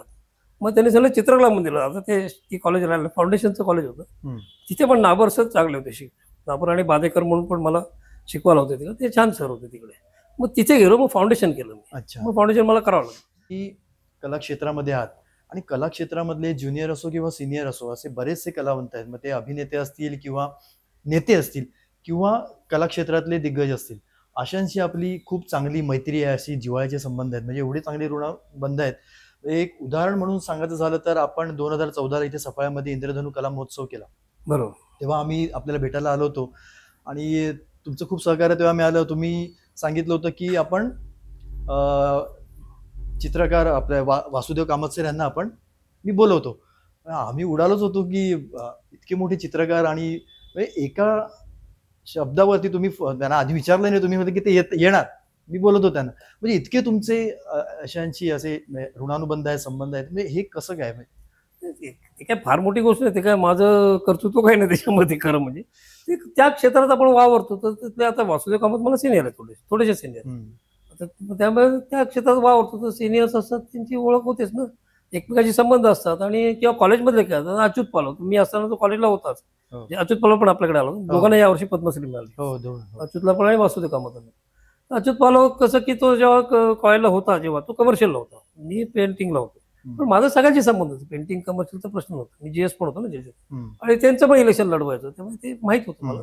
आणि मुख्यतः नाटक पसवायचो त्याच्यामुळे मी स्वतःच नाटक लिहायचो, करायचो. त्याच्यामुळे खूपशे लोक आता नाटकात जे आहेत, बरेचसे लोक, नॉट सगळेजण, तर ते बरेचसे मला ओळखतात, किंवा काही जण माझ्या नाटकात काम करून मग आता ते नट झालेत किंवा काय दिग्दर्शक झालेत. पण माझ्या नाटकात म्हणजे काय कोणीतरी माझ्या नाही तर दुसऱ्याचे गेले असते, म्हणजे काय फार मोठी गोष्ट नाही. परंतु त्यावेळेला एक मी माध्यम होतं, तर तिकडनं मी करत होतो. अशामुळे ते माझे मित्र झाले. अच्युत पालवचं कॉपी रायटिंग मी काहीतरी केलं होतं, म्हणजे त्याच्या काहीतरी प्रोजेक्टला मी बऱ्याच जणांच्या लिहायचो. असे झालं. किंवा काही आता समजा काही नेते समजा असले, तर ते काही जण जेजेच होते. किंवा मी याला गेलो, म्हणजे एबीपी किंवा संघाच होतोच ना मी, एबीपीच्या कॅम्पला पण मी असाच गेलो होतो. त्यावेळेला जळगावला असताना तिकडे गेलो होतो. मग काही तिकडच्या अशा ओळखी, किंवा इतर ठिकाणी जातो जेव्हा मी कुठल्या कॉलेजला जातो, अशी ओळखी होतात, सिनियर्स असतात. किंवा काही सिनियर्स खूप चांगले होते, म्हणजे आम्हाला म्हणजे उदाहरणार्थ अकबर पदमसी होते, ते चांगले आर्टिस्ट आहेत. किंवा हुसेन आहेत समजा, किंवा आरा, किंवा बाकरे, म्हणजे हुसेनच्या त्या प्रोग्रेसिव्ह ग्रुपमध्ये त्यांच्याशी माझा संपर्क आला. कारण आणि येऊ माझा काय सगळ्यातच येऊ शकतो. माझ्या वयातले जे ज्यांनी बघितलेत, भेटलेत, त्यांचं येणार ना, एवढं काय त्याच्यामध्ये. त्यामुळे काय फार मोठी गोष्ट नाही. ती त्यांचा मोठेपणा आहे की त्यांनी मला जवळ केलं. हा. खरं म्हणजे माझं काय, आणि माझ्यासारखे बऱ्याच जण त्यांनी केलं असतं. हम्म. त्या प्रफुल्ल ढाणूकर होत्या. अच्छा. प्रफुल्ल ढाणूकर तर काय ते खूपच छान होते. त्यामुळे त्यांच्याशी काय, जसं आपल्याकडे एकदा सर्व जोशी आल्या होत्या. हम्म. सर्व जोशी मार्च एडिटर आणि त्या तर त्या की असे खूप जण असतील. पण त्यांनी कसं की त्यांनी पाहिलं की, आणि त्यांनी मला मदत करायचा प्रयत्न केला की बाबा हा तरुण मुलगा आहे किंवा काहीतरी करतो प्रफुल्ल, आणि मला बरेचसे प्रयत्न केले. उदाहरणार्थ मला माहीतच नव्हतं प्रफुल्लाकडे मी माझं काही लिखाण द्यायचं वाचायला. प्रफुल्ल ढाणूकर या मला खूप सांभाळायचे. मलाच नाही, खूप आर्टिस्टना त्यांनी मदत केली. अच्छा. प्रफुल्ल ढाणूकर खूप, त्यांचे मिस्टर पण दादा, आम्ही त्यांना दादा म्हणतो, आता दोघे नाही, दिलीप ढाणूकर. मग त्यांच्याकडे पण मी जायचो कधी कधी ना, म्हणजे अगदी माझ्याकडे पैसे नाही तर मला चपला घेऊन देण्यापासून सगळं काही केलं. आणि मलाच नाही, कित्येक लोकांना केलं. मोठे मोठे दिग्गज जे लेखक आणि असतील, जसं त्यामुळे ते सहज, आणि त्यांनी सांगितलं की कोणी नाही म्हणायचं नाही चालतं, हे मला माहित होतं. तर त्यांनी एकदा काय केलं की माझं काही लिखाण होतं, मला पण माहिती आहे, त्यांच्याकडे दिलं वाचायला, मी विसरून गेलो. त्यांनी ते डायरेक्ट पु ल देशपांडेंना दिलं. अच्छा. त्यांचे पु ल देशपांडे चांगले संबंध होते. मग त्यांच्याकडे दिलं. उदाहरणार्थ मी म्हणजे त्यांनीच मला सांगितलेली घटना सांगतो. म्हणजे पुलं पण कशी असतील. पुलंनी एकदा काय झालं की प्रफुल्लाच्या आई ज्या होत्या ना, बायो का काय त्यांना म्हणायचे, मला एक्झॅक्ट माहित नाही, त्या जेवण खूप चांगलं बनवायच्या. हम्म. तर एक दिवस पुलंकडे कोणतरी एक मटणाचा कसला तरी डबा घेऊन गेला की जेवण, अरे ह्यांनी बनवलं, म्हणजे प्रफुल्लाच्या आईने बनवलं, म्हणजे तुम्हाला कसं माहिती. म्हणजे असे इतके त्यांचे चांगले जवळचे, म्हणजे अगदी सुनीताबाईंशी पण त्यांचे चांगले संबंध. म्हणजे त्यांच्या, असं मी जे ऐकून आहे, मी त्या पुलांना भेटलो, म्हणजे बरं एक 2-3 वेळा भेटलो. तर ते असे त्यांच्याकडे डायरेक्ट स्क्रिप्ट दिला, मला काय माहिती ना, मला माहितीच नव्हतं. मग एक दिवस काय झालं की ते होते नॅशनल गॅलरी ऑफ, नाही, national centre for performing art, national gallery वेगळी, national centre for performing art म्हणजे NCPN नरिमन पॉईंटला. तर त्याचे ते प्रेसिडेंट होते, अच्छा. पु ल देशपांडे. आणि त्याच्यामध्ये कसं आहे, त्यांनी जे काढलेली स्कीम कशी होती की ज्या चांगले लेखक आहेत किंवा जे चांगल्या स्क्रिप्ट आहेत त्या झेरॉक्स आर्काईव्हमध्ये ठेवायच्या, म्हणजे त्याची सत्यप्रत काढायची, ती त्यांच्या लायब्ररीमध्ये ठेवायची. हम्म. त्या नाटकाच्या, म्हणजे विजय तेंडुलकरपासून बऱ्याच लोकांच्या तिकडे स्क्रिप्ट आहेत. आत्ताच त्यांनी ते त्याचा एक महोत्सव केला होता, म्हणून मी स्वतःच गेलो होतो. माझ्या स्क्रिप्ट त्यांच्यामुळे मिळाल्या तिकडनं, तर माझ्याकडेच नव्हत्या. तर ते असं ते सगळं झालं होतं. ते बरं, मला काहीच माहित नाही. तर पण मग एक दिवस काय झालं की मनोज जोशी ना, ऍक्टर आपला, तो पण माझ्या नाटकाचा, तो एक दिवस मला घेऊन गेला NCPला, तिथं जाऊया तिकडे बघू काय नाटकाचं काय, म्हणजे तिथे काय थिएटर मिळतं का छोटं काहीतरी, असं गेलं. तर तो घेऊन गेला मला वृंदावन दंडवतेंकडे. वृंदावन दंडवते त्यावेळेला डायरेक्टर होते, प्रेसिडेंट पुलं होते, वृंदावन दंडवते, आणि कर्नल रेगे म्हणून होते. तर ते दोघं जण तिथे डायरेक्टर होते, प्रोग्रामिंग डिरेक्टर का समथिंग काहीतरी, वरच्या पोस्टला होते. त्यांच्याकडे घेऊन गेला मला. पण मला काहीच माहित नाही, मी काय त्यांना ओळखत नव्हतं. वृंदावन दंडवते म्हणजे मधु दंडवतेंचे धाकटे भाऊ. अच्छा. आणि ते तिकडे सांभाळत होते, आणि ते स्वतः लेखक पण होते, चांगले लेखक, आणि ते प्रसिद्ध होते. त्यांच्याकडे गेल्यावरती मला काही त्यांनी मनोजने सांगितलं नाही हे कोण, माझी पण काय ओळख चालू केलं की बाबा ह्याला नाटक करायचं असं काहीतरी त्यांनी सांगितलं असेल. मी काय केलं, तेव्हा माझ्याकडे पडद्याबाहेर का कुठेतरी नाटक मला करावं होतं, सेट होता, छोटंसं मॉडेल होतं. फटाक मी डायरेक्ट मॉडेल मांडलं, माझी ती सवय होती, मॉडेल डायरेक्ट समोर, आणि मला असं नाटक करायला चालू केलं बोलायला. मी ना त्यांचं नाव विचारलं ना, त्यांनी माझं काही समज जे असंच गप्पा झाल्या, टेबलावर बसलं, मग सुरू केलं की मला ते थिएटर पाहिजे ना, तेव्हा आपलं वय होतं, ते यंग होतं ना, की मला थिएटर फुकट मिळेल किंवा काहीतरी कुठे करणार ना प्रयोग, एक्सपेरिमेंटल थिएटर मिळेल, काही स्पॉन्सरशिप मिळेल, असं काहीतरी असं म्हणून चालू केलं मी डायरेक्ट सांगायला. त्यांनी मला सांग, एक मिनिट तू आशुतोष आपटे का, असं मला विचारलं डायरेक्ट. अच्छा. अरे म्हणलं, अरे मी तर नावच नाही सांगितलं यांना, यांचंही नाही विचारलं. म्हटलं मला ते लक्षात आलं तुझ्या बोलण्यावर, तुझ्या कधीतरी कीर्ती गेली असेल माझी, काय माहिती. आणि त्यांनी अशा खणातून ते एक ब्राऊन पेपरचं इन्व्हॉल्व काढलं, समोर ठेवलं. अरे माझंच अक्षर, मला काहीच टोटल लागेल नाही, माझं अक्षर. अरे जे त्याला 4 वर्ष होऊन गेलो, ते माझेच, हे कोणाचं अक्षर, तर माझेच आहे स्क्रिप्ट, मला समजेच ना नाही असं कसं काय झालं. 4 का 3 एकांक होतं, नंतर एक चौथी नंतर दिली. भातुकली होती, कॅसलिंग होतं, आणि इस्पिक गुड्डू होती. इस्पिक गुड्डू, भातुकली मोठे मी नंतर दिली. कर्म असेल, कर्म नावाची एका काहीतरी असेल. ते हे सगळं कसं काय, मग हे आहेत आमचे साहेब पुलंकडे हे आलं, त्यांनी माझ्याकडे दिलं. ते म्हणाले, तुझी जर परवानगी असेल, लेखकाची परवानगी असल्याची आम्हाला ठेवता येत नाही, तुझी परवानगी असेल तर आम्हाला झेरॉक्स आर्काईव्हमध्ये ठेवायचं आहे. अरे बापरे. तू त्याच्यामध्ये असं पुलं साहेब, मला त्यांच्याकडे कुठून गेलं, मला काय कळलं ना. ते मला नंतर मला खूप दिवसांनी कळलं की ते प्रफुल्ल ढाणूकर, मला नव्हतं माहित. मी कशाला पुलांना भेटणार त्यांना दिलं, त्यावेळेला काय भेटलं नव्हतं. मग ठीक आहे, मग म्हटलं मग आता काय करू, झेरॉक्स मारून घेऊ. नाही, ओरिजिनलच तुम्ही ठेवा, तर माझ्याकडे एकही नाटक नाही, तुमच्याकडे राहील तरी ते, म्हणून त्यांच्याकडे ते राहिले. मग कोणातरी ऑस्ट्रेलियात पण पाहिजे होतं, त्यांनी त्यांना कॉन्टॅक्ट करून ते मिळाले. म्हणून आज पण मला तिकडनं मिळू शकतं. तर माझ्याकडे कुठे माझे स्क्रिप्ट राहिले. म्हणजे हे पुलंचं काय ते हे त्यांचं मोठेपण आहे ना. हो. दंडवताने 4 वर्ष ते जपून ठेवलं. 4 वर्षापासून मी शोधतो. तेव्हा काय फोन नंबर नाही का काही नाही असं होतं ना सगळं. मग ते दिलं त्यांनी करून. म्हणजे असं ते होत होतं चालतं. मग एकदा मी पुलंकडे गेलो होतो कशाला की मला सर्टिफिकेट पाहिजे होतं कसलं तरी. आणि ते मी एवढा मूर्ख होतो म्हणजे खरं म्हणजे प्रफुल्लांनी मला सांगितलं होतं की NCPला जा, तिथे 4 का 5,000 रुपये स्कॉलरशिप असते महिन्याला, ते फॉरेनलाही पाठवतात आणि तू त्याचे ऍप्लिकेशन कर. मी काय ते प्रोजेक्ट रिपोर्ट लिहिवरती काय मला जमायचं नाही, मी काय केलं नाही ऍप्लिकेशन.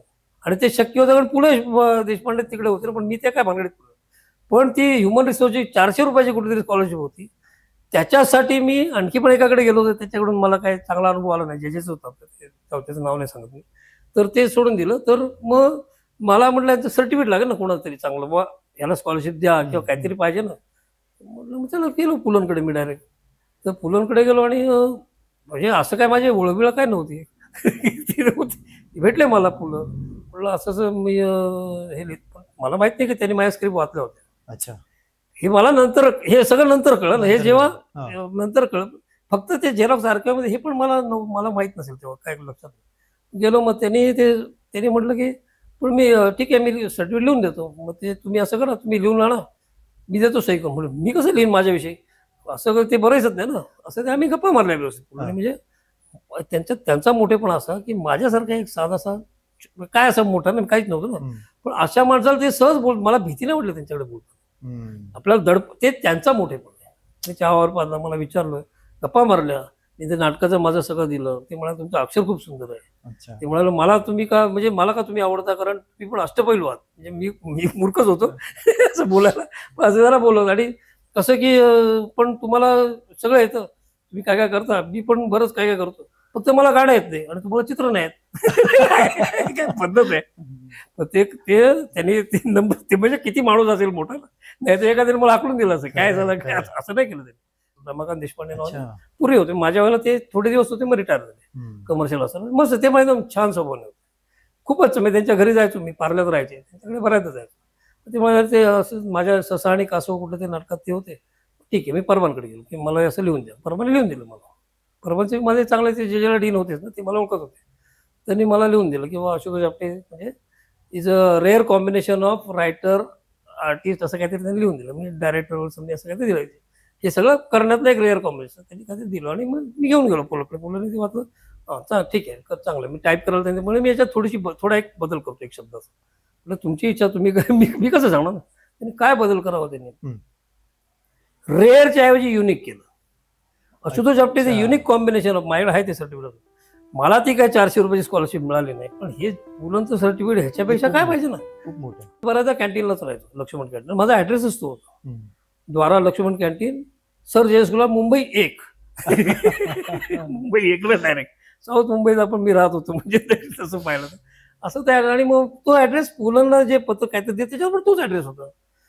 पुलंनी म्हणाले तुम्हाला समजा काही पत्रावर करत झालं किंवा तुम्हाला काय तर कुठे करायचं. म्हणलं आहे ना माझा पत्ता. म्हणलं हा, पण तो कॅन्टीनचा, मला कॅन्टीनचाच मी राहतो. त्याला पण तो तुम्हाला राहू कसा देतो, मला विचारलं. बोलून काय नाही, माझे उधार आहे ना, नाही राहू दिल तर उधारे पुढेल. एवढं तो सांभाळतो. मग ते काय पत्र त्याने पाठवलं नाही. म्हणजे असं मित्र असायचं. लक्ष्मण तो होतात ना, तर लक्ष्मण मला खूप सांभाळ खरं म्हणजे. तो असा तो छानच होता तसं. पण तुम्ही या बाबतीत खरंच म्हणजे तसे भाग्यवान आहात की इतक्या मंडळींचा ते माझं भाग्य, लाभला. माझं कर्तृत्व नाही ते भाग्य आहे माझं. आणि साहजिकच सगळ्यांनाच असे कोण ना कोण सिनियर त्यांच्या क्षेत्रातले मिळणारच ना. मला मगाशी नाटकाचा विषय निघाला, त्या विषयावरती यायचं आहे. तुम्ही बऱ्याच नाटकांच्या स्क्रिप्ट लिहिल्या, नाटक पण तुम्ही बसवली. एक कलकत्त्याला मला वाटतं तुम्ही नाटक केलं होतं, तो किस्सा जरा सांगा ना. मिसेस मोहता म्हणून होत्या, म्हणजे बिर्लांची मुलगी, कलकत्त्याची. कलकत्ता. तर त्यांनी माझा नंबर विचारला की मला पण कलकत्त्यात पण याचं काहीतरी करायचं. असं झालं. तर मिसेस मोहता ते काय माझा नंबर, मग मला वाटते मला बिर्ला गॅलरी मी गेलो तेव्हा नियती म्हणून होती, ती माहिती बिर्ला गॅलरी चालवायची. तर नियती शिंदे, दीपक शिंदे नावाचे आर्टिस्ट आहे, त्यांचे मिसेस. त्यांनी मला सगळ्यात जो नंबर पाहिजे होता ते शोधतात, मग दिला नंबर. मग त्यांनी मला कॉन्टॅक्ट केला. मग मी तिकडे गेलो तेवढे कलकत्त्याला. मग तिथे पण विटांचा आणि मी परफॉर्म केला, 200 लोकांना घेऊन परफॉर्म केला. तो यार आशुतोष उधर जो, अरे बोला उधर 1 महीना मेरे हाथ में था सब कुछ, इधर मुझे चाहिए वो ईट नहीं मिलती है, कुछ नहीं मिलती है, लेकिन मैं चाहता हूँ कि इधर अपन 2000 लोगों को लेके कुछ करेंगे, तो करो. ती म्हणाली म्हणलं ठीक आहे. मग असं ठरलं, मग त्यांनी त्या शाळेला सांगून टाकलं की इनका कर देणं. आणि मग ते मला कॉन्टॅक्ट करतायत नंतर. मी काय विसरून गेलो ते. आणि तोपर्यंत माझं लग्न झालं होतं. मी ते रायसीमला लग्न झालं आणि मी 2004 सालची गोष्ट. त्याच्या आधी हा परफॉर्मन्स झाला होता ते 200 लोकांना घेऊन. हम्म. मग तिथे काहीतरी केलं होतं मी. मग त्या शाळेने मला कॉन्टॅक्ट केला. मग 1 महिना आम्ही तिथे गेलो. मग तिथे राहिलो. मग त्या शाळेतनं 1,500 जण मिळाले मला. 2,000 नाही मिळाले, 1,500 मिळाले. 1,500 जणांचा कॉस्ट्युम ते पहिले बोले पहिला कॉस्ट्युम शिलाव. एवढं काय, पण कारण 1,500 लोकांचा कॉस्ट्युम शिवायचं म्हणजे काय गंमत नाही ना हो. महिन्याभरात. मग ते आणि मला सगळे अक्षरं पाहिजे त्याच्यावरती. मग मी काय केलं, भारतातल्या सगळ्या लिप्या वापरल्या. म्हणजे ज्या काय ते म्हणजे भारतीय ज्या लिप्या आहेत. उर्दू ही भाषा भारतीय, लिपी भारतीय नाही. हो. पण बाकीच्या सगळ्या म्हणजे काश्मीरी आहे, शारदा टोक त्यांची जी लिपी आहे, ओडिसाची लिपी आहे, तमिळ आहे, या सगळ्या लिप्यांची अक्षरं मी वापरून मग ते प्रिंट केली त्या सगळ्या ह्याच्यावरती. कारण का वापर. आणि मग त्याचं रायसने मला आयडिया दिली की कफ्तान बनव त्याचं. कफ्तान केलं की पटकन टाकता येईल. आणि मग ते 3 साईजचे कफ्तान केले. त्या प्रत्येक मुलीला काय माप घेऊन कोण शिवणार ना. बरोबर. मग त्यांचा युनिफॉर्म शिवणारा होता ना, त्यामुळे मला खूप बरं झालं. शाळा असल्यामुळे सोपं झालं. त्यांनी मला बोललं की जल्दी से जल्दी करू. मग ते मला काय वाटलं, कलकत्त्यात कापड स्वस्त मिळतं. कलकत्त्यात एवढं कापड, आता एकाला 3.5 मीटर कापड लागेल. 1,500 गुणिले 3.5 मीटर किती किलोमीटर कापड होईल. हो. 4-5 किलोमीटर कापड होईल मला वाटतं बहुतेक. एवढं कापड कुठून आणणार ना, एवढे तागे. म्हणजे बिर्लाचंच होतं, त्यांचेच मिल होत्या. मग त्यांनी ते मुंबईहून मागवलं. कलकत्त्यात अच्छा. मला माहित नव्हतं. मग आणि मला कसं पाहिजे की ते सूर्यफुलासारखं आहे ना ते. हा. माझा जो परफॉर्म होता ते माझ्या डोक्यात काय होतं की सगळ्याच मिळून एक सूर्यफूल तयार होतं. अच्छा. 1,500 लोकांचं त्या फुटबॉल स्टेडियमवर आम्ही करणार आहोत. स्टेडियम. एवढ्या जणांना जागा कुठे असणार ना, फुटबॉल स्टेडियमच. आणि मला पण काय आवडलं, कारण फुटबॉल मी शाळेत खेळायला गेलो, माझ्या पायाला कधी बॉल लागलाच नाही. म्हटलं निदान फुटबॉल असं तरी जाऊ ना. म्हटलं ठीक आहे. मग आम्ही गेलो. पण रिहर्सलला काय फुटबॉल स्टेडियम थोडीच मिळणार आहे, रोज कसं मिळेल ना. मग शाळेत सगळेजण मावतच नाही 1,500 लोक एका ग्राउंडवर. मग त्या बसेस सगळ्या त्यांच्या शाळेच्या बाजूला ठेवायचे. मग ग्राउंड व्हायचं. मग सकाळची वेगळी रिहर्सल, संध्याकाळची वेगळी रिहर्सल, 2 वेगळ्या बॅचमध्ये रिहर्सल करायचं. अच्छा. पण ती मला सवय झाली होती ठाणा आणि डोंबिवली 2 वेगळ्यांची रिहर्सल करण्याची.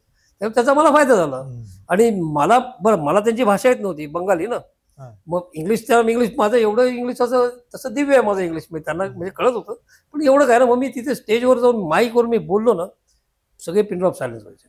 अच्छा. ते फक्त कारण त्यांच्या शिक्षकांचं ऐकणार. ते शिक्षक प्रत्येक वर्गाचे वेगळे असतात, नाही तर प्रिन्सिपलचं ऐकणार आणि तर माझं ऐकणार. मी गेलो की शांत व्हायचं.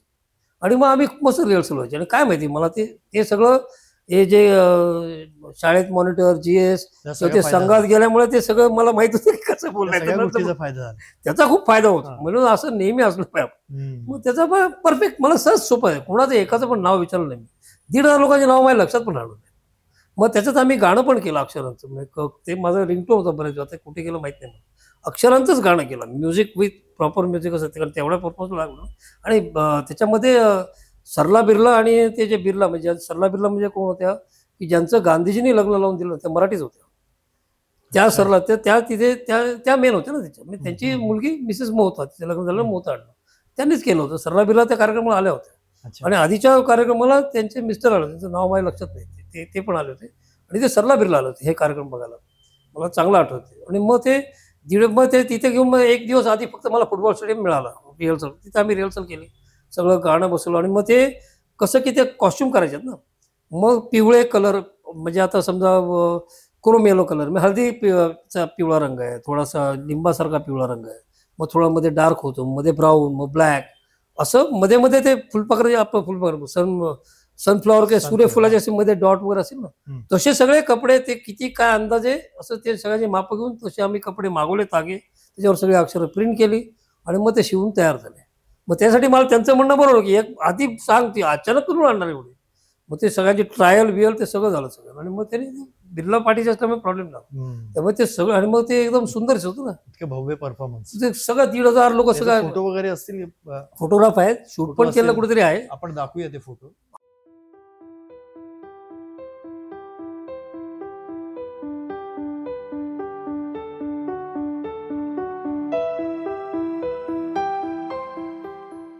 आपण आपट्याची पानं म्हणजे आम्ही सोशल मीडियावरती वाचत आलो.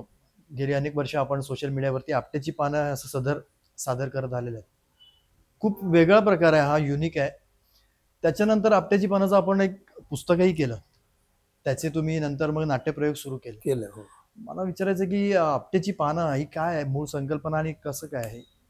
कसं आहे माहिती, आपट्याची पानाबद्दल चालू की आता हल्ली शाळेत निबंधाला विषय येईल की हे सोशल मीडिया शाप की वरदान असं येईल ना. जसं पूर्वी प्लास्टिक असायचं की त्याच्या दोन्ही गोष्टी आहेत, दोन्ही फायदे आहेत. तर सोशल मीडिया माझ्यासाठी वरदान ठरलं. अच्छा. म्हणजे असं की जेव्हा फेसबुक सुरू होतं मला ते इंस्टाग्राममधून तेवढं नीट नाही वापरतात, बाकीचं काय कळत नाही. फेसबुक मी वापरायला लागलो. मग लक्षात वगैरे आपण लिहू शकतो फेसबुकवरती आणि ते पोचतं लोकांपर्यंत. हम्म. मी ते लिहायला लागलो, काही ना काही लिहायला लागलो असंच 2009ला कधी जेव्हा काही सुरू केलं असेल ते. आणि लिहिता 2013च्या दरम्यान म्हणजे मी काही ना काहीतरी लिहित आणि ते जास्त पॉप्युलर व्हायला लागलं. असंच लिहित होतं. नंतर मग त्याचं माझं पेज तयार केलं, आशुतोष आपली रायटिंग नावाचं. हो. आणि त्याच्यावरती मी लिहित होतो.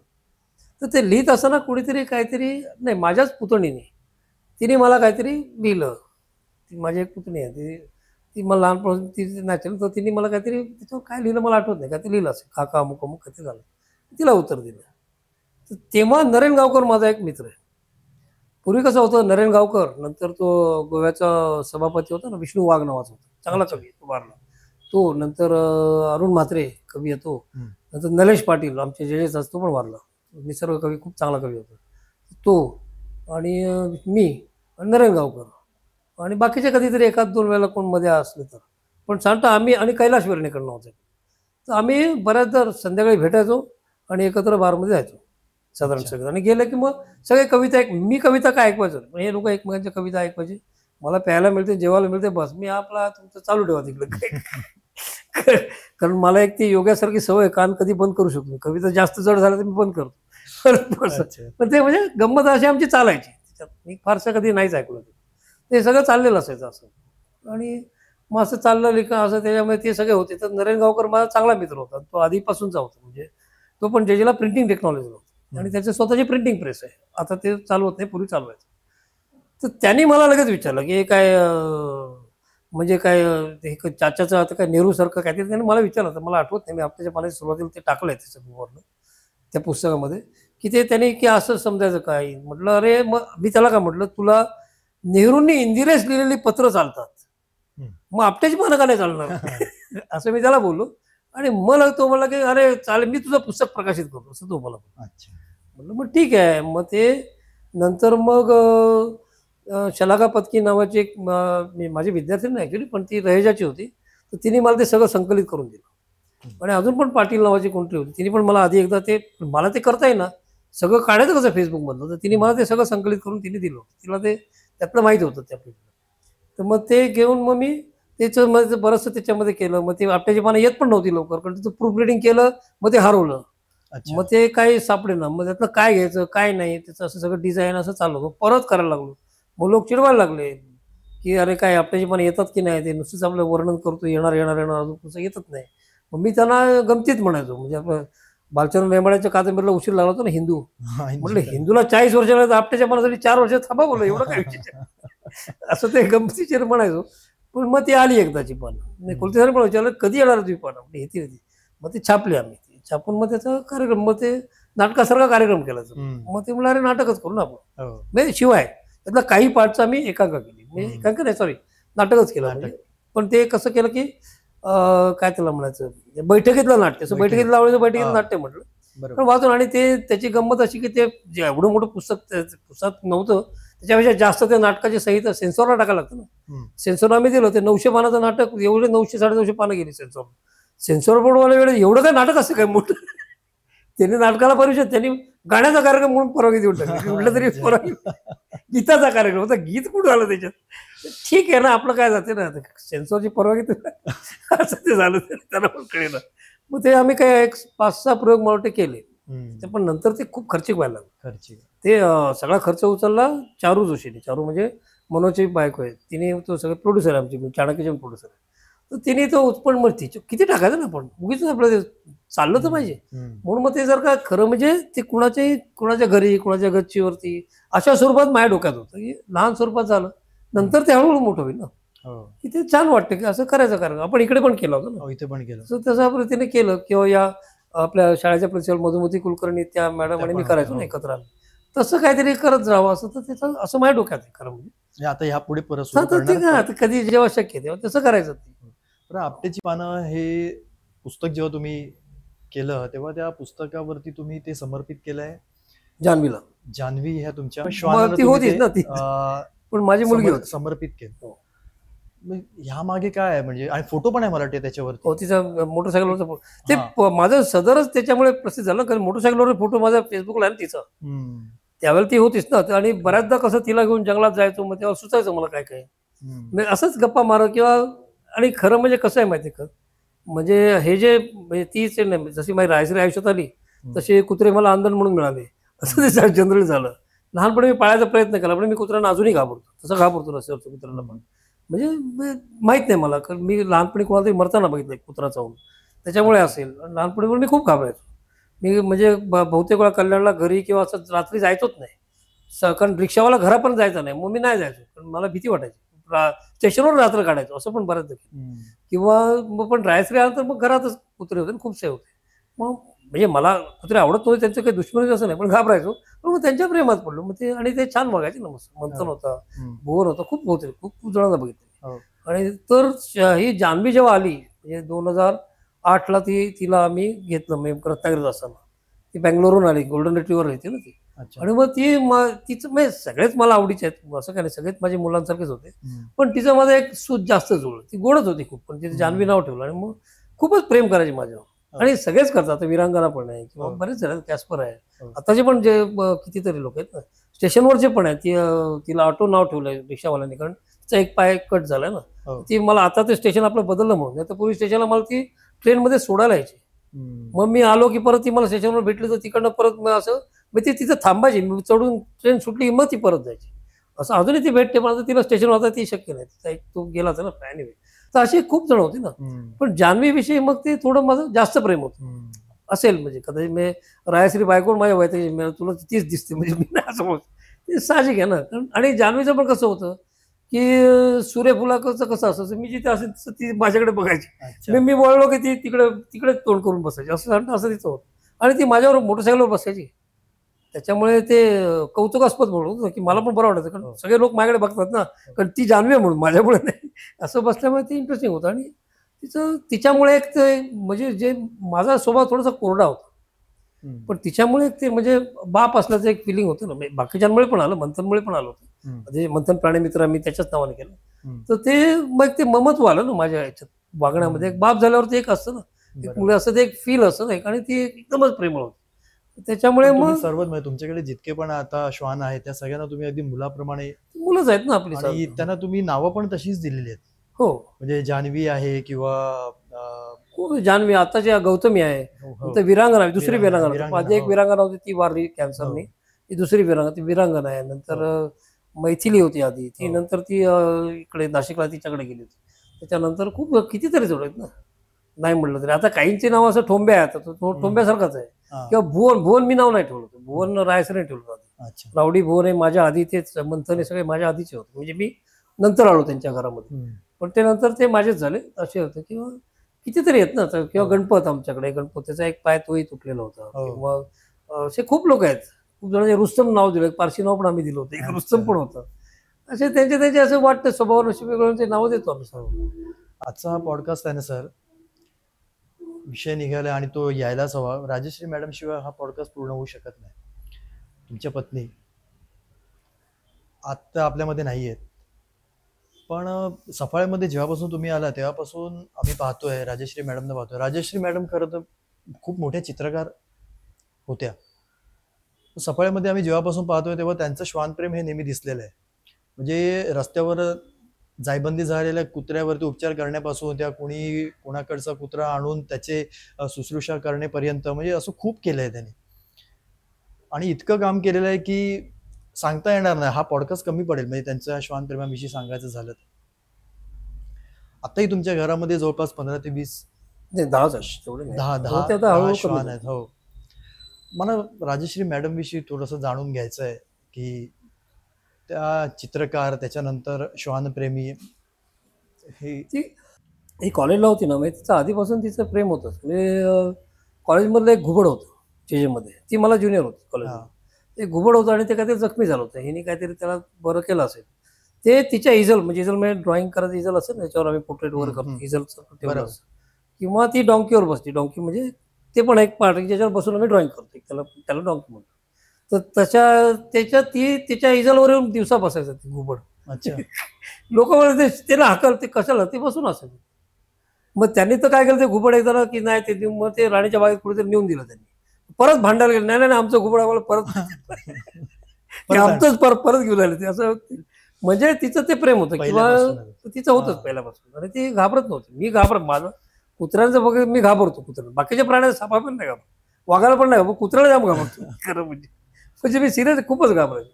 तर तिचं ते खरंच प्रेम होतं प्राण्यांविषयी. आणि आहे म्हणजे काय प्रश्न नाही की मांजरं पण तिच्या घरी काही मांजर होती ना, म्हणजे तिने कॉलेजमधली मांजरं घरी नेली होती. मग ते मांजर ती स्टेशनला म्हणजे पार्लाला ती राहायची. पार्ला स्टेशनपासून घर काय जवळ नव्हतं तिचं. मांजराला कसं कळत देव जाणे. म्हणजे ती किंवा तिची आई मला सांगायची की ती यायची झाली ते मांजर आपलं तिची वाट बघायचं. हम्म. आता ते टायमिंग पण असेल, पण थोडं इकडे तिकडे झालं तरी ती बरोबर झालं थांबायची. अरे तिला यायला वेळ अजून कुठे आली ती, आणि थोड्या वेळा ती बरोबर यायची. म्हणजे एवढं त्यांचं होतं. त्या मांजराला पण काहीतरी लागलं होतं, काहीतरी झालं होतं. ती घेऊन गेली तर ते मांजर सटकलं चुकून. हम्म. पण ते मग ती त्या अंधेरीचा ब्रिज आहे ना, त्या पाईप काहीतरी होते, आता ते सगळं बदललं होतं ब्रिज. तिथे घुसून तिथे जाऊन तिने 2-3 दिवस जाऊन ते मांजर शोधलं तिने.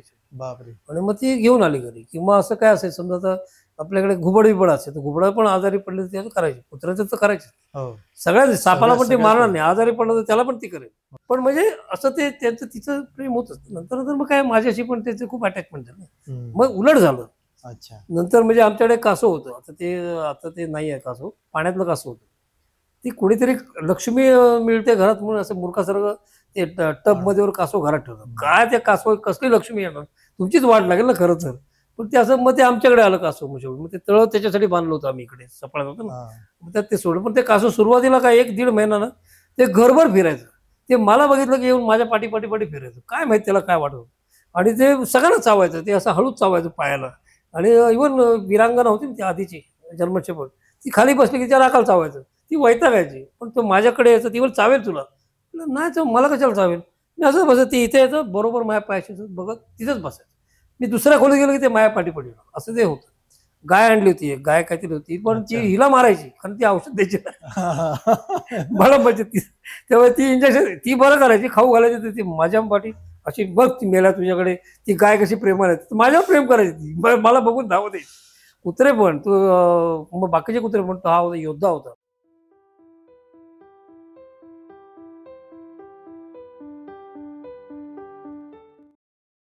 ग्रेट डेन होता योद्धा मोठा. योद्धानी मला वाटतं चावा तिला घेतला 2दा होता. चावलाय तो, हा. असा हातभर चावला होता. हातभर चावला. तर ते तेव्हा मी तर घाबरत होतो, मग कसा बसा तोंडात घालून त्याला बाहेर वाचवलं होतं. हम्म. तिला म्हणजे सोडलं शेवटी. दुसऱ्यांदा पण ती गेटच्या बाहेर योद्धा आत, आणि तिला भरपूर चावला होता. आणि मी किचनमध्ये म्हणतो काय झालं, ही कुठे गेली बघतो, ते मग योद्धाला आत टाकलं, मग तिला आत घेतलं. पण तो योद्धा मला कधी चावला. अच्छा. मी घाबरायचो त्याला. मग शेवटी त्याला इंजेक्शन द्यायचं असलं का ती मी मध्ये बसायचो. मग ती पाठवून त्याला सलाईन बिलाईन देणार, आणि तो योद्धा असा बघणार, तू एका मग जाऊ दे कर काय सिरियसली. मग जाताना पण तो जेव्हा मारला तेव्हा मी त्याला उचलून आणणं शक्य नव्हतं मला. ह्याच्यातून म्हणजे गाडीतून आणलं त्याला. खाली तो जड होता ना मोठ्याच्या मोठा, त्याला चादरीतून घेतलं. मग मला वाटते आपल्याकडचा कोणीतरी आला होता एक, तर त्याला बोललं तू तोंडाकडे राहू नको त्याला, तू कारण तो तोंडाकडे तू फटकन चावायला आला होता, तरी पण पडला होता, त्याला उठता पण येत. त्याला तिकडनं मी धरलं. मग काय करायचं त्याने मला, आणि आत नेऊन त्याला ठेवलं होतं. तो कधीच चावला नाही मला. मग तो पण मला बघून हरणासारखा उड्या मारायचा, तिला बघून नाही घ्यायचं. म्हणजे उलट झालं असं, जे कोण प्राणी यायचे ते माझ्यावर प्रेम करायचे, तिच्यावर कमी करायचे. कारण मी त्याला फिरायला न्यायचो, काहीतरी खायला यायचो, लाड करायचो ना. ही इंजेक्शन देणार तसं ते प्रॉब्लेम. पण या म्हणजे मुक्या जनावरांच्या प्राण्यांच्या भावना ते व्यक्त करत असतात आपल्या प्रती. हो करतात. आपण फक्त दुर्लक्ष करतो, आपण जाणून घेत नाहीत की ह्याला काय सांगायचं आहे. ते सांगत असतात सतत, प्रत्येक वेळेस सांगत असतात. आणि हे तुम्ही आणि मॅडमनी बरोबर ह्या सांगतात मी त्यांना. म्हणजे मी सांगतो ना, प्राण्यांच्या डोळ्यात मला ईश्वरच दिसतो. म्हणजे मी ईश्वर मानतो नाही मानतो ही गोष्ट वेगळी, पण की निरागस असतात आणि ते आपल्याला फक्त प्रेम करतात. मॅडम आता आपल्यामध्ये नाही आहेत, पण ती कुठेतरी ती उणीव जाणवते, आम्हाला पण जाणवते, इतर लोकांनाही जाणवते. आत्ता हे कुठे काम थांबलं आहे म्हणजे. ते मंथन प्राणी मित्र तीच करत होती. बाकीचे जरी मेंबर असले सगळे तरी कोण करत. वैशाली एक होती, ती पण कॅन्सरने आधी वारली, ही पण वारली. ते दोघं जण काम करत होते सांगतो. म्हणून तिच्यासाठीच मी संस्था आम्ही म्हटलं रजिस्टर करूया आपण. रजिस्टर का की जास्त लोक करतील काम. पण ते शक्य नाही झालं. म्हणजे काम म्हणजे काय, मेंबर असणं वेगळं आणि प्रत्यक्षात फील्डवर काम. मी तिचा नवरा होतो आणि मी बाहेर काहीतरी कमवलंच पाहिजे, पण मला जायला लागायचं. पण मग ती करायची, आणि मग तिला घेऊन रात्री अपरात्री कुठे जायचं, बाईकवर जायचं, काय करायचं मी जायचो. पण नाही, आता पण हे काम सोपं नव्हतं. म्हणजे रात्री अपरात्री 1:30-2 वाजता हो, पण तुम्ही ते दोघांनी ते हा ते तिला मी केलेलं घेऊन आहे. पण मला स्वतःला एवढं शक्य नाही. ते मी शक्य नव्हतं. शक्य नाही म्हणजे मला येत पण नाही ना ते. मी का ती ती माझा एक मित्र आहे डॉक्टर भागवत म्हणून. अविनाश भागवत म्हणून रत्नागिरीचा आहे. तो पण आम्हाला असाच ह्याच्यावर सापडला म्हणजे टेलिफोन डायरीमध्ये आम्ही शोधला कोण डॉक्टर बरा दिसतो का? पण एक कुत्रा आमचा आजारी होता. कुत्रा का मांजर आजारी होतं. मग त्याला घेऊन गेलो स्टँडवर त्यांनी सांगितलं जनते आणि मग त्याची माझी मैत्री झाली. तर मग त्याच्याकडे शिकायला म्हणून हिला घरातले कुत्रे आजारी पडतात. डॉक्टर मिळत नाहीत. म्हणून मग हिला घेऊन जायचो मी आणि ती कॉम्प्युटर पण शिकेल. ती काय शिकली नाही कॉम्प्युटर तिकडचा कोर्स. म्हणून 45 किलोमीटर देवरुखपासून रत्नागिरीला मोटरसायकल त्याच्याकडे घेऊन जायचो. अच्छा. मग तिथे थांबायचो. मग तिथे त्याला ती मदत करायची डॉक्टरला. हम्म. मग नंतर तो डॉक्टर बोलला नाहीतरी मी नोकरी सोडली होती तिकडची. डीन होतं ते सोडलं होतं. मग तिथे काय मी इथे रत्नागिरीत एक बंगला बघितला आणि तिथे राहायला गेलो. मग ती दररोज त्याच्याकडे जाऊन शिकली. म्हणजे जवळपास 6-7 महिने त्याच्याकडे राहून ती डॉक्टरी म्हणजे डॉक्टरी म्हणजे जवळपास, नर्सचं काम म्हण पण तिला ऑपरेशन पण करता यायचं. म्हणजे हम्म. नॉर्मल ऑपरेशन फार मोठी नाही. पण तिला कळायचं. सलाईन बिलाईन तर ती परफेक्ट लावायची. हा. मग इंट्राव्हेनस झालं नर्सच्या आत लावायचं. ते तिला परफेक्ट द्यायचं. हम्म. आणि तिला औषधी तशी माहीत होती. तसं मला तेवढं माहिती नाही. हम्म. आणि मी घाबरतो पण ना तेवढं. म्हणजे मी मदत करतो कुत्र्यांना करत नाही असं बरोबर. नाही. पण तिच्या एवढं नाही करू शकत. पण अवेअरनेस काम मी करतो. करतोय. पूर्वी तुम्ही सफाळ्यात राहत होता, आता तुम्ही गिराळ्याला शिफ्ट झालात. गिराळ्याला जागा घेऊन तुम्ही छान सुंदर असं एक घर, आईस्पाईस जागा, तुमचे जे काही श्वान आहेत त्या श्वानांसाठी आपण व्यवस्था केलेली आहे, सगळ्या गोष्टी आहेत. एक कला संकुल उभं करायचं तुमच्या डोक्यामध्ये आहे कला ते? संकुल रायश्री असतानाच आम्ही तयार करत होतो तिथे. त्याच्यासाठी मला मदत केली आपले संतोष राऊत अच्छा. आपल्याकडचे आहेत ना. तर त्यांनी केली होती आणि त्यावेळेला आम्ही कार्यक्रम पण करत होतो. हो. तर काय पण त्यावेळेला नंतर मग ते नोटबंदी झाली आणि मग सगळं बरं झालं त्यामुळे ते खर्च नाही करू शकत. हम्म. तरी त्यांनी खर्च केला काही आणि स्वतः करून मला सुरुवातीचं त्यांनी उभं केलं. नंतर माझ्याकडे पेंटिंगकडून पैसे आले मी ते बांधायला लागलो. म्हणून ते कला संकुल आहे ते मिम्रा कला संकुल आहे. म्हणजे त्यांनी जे कार्यक्रम केले म्हणजे मीनाताई मधुकर राऊत त्यांची आई आहे तिच्या ते म्हणे की तुम्हाला चालेल का ते नाव. म्हटलं मला काहीच हरकत नाही. त्यावेळेला रायश्री होती तिच्या नावाचं कला संकुल त्यांच्या नावाचं म्हणजे ते अच्छा. ते स्मृतिप्रीत्यर्थ आहे.